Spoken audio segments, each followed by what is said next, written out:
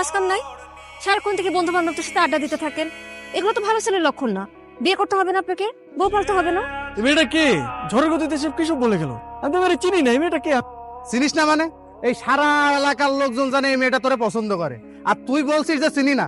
আচ্ছা, এভাবে আর কতদিন ডুবে ডুবে জল খাবি বলতো? আর একটু সময় দে না আমাকে।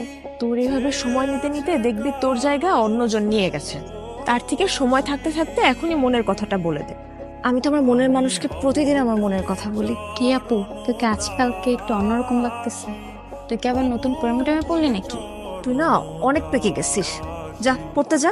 শোন, আজকে কিন্তু তোকে চিঠিটা দিতেই হবে, কোনোভাবেই মিস করা যাবে না।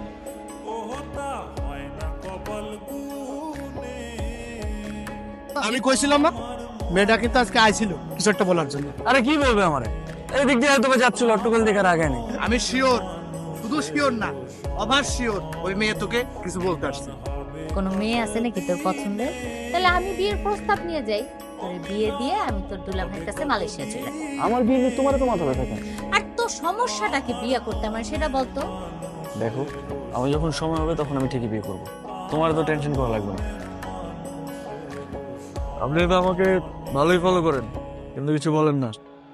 আমি আপনাকে ফলো করি সেটা আপনি জানেন কি করে? তার মানে আপনি আমারে ফলো করেন?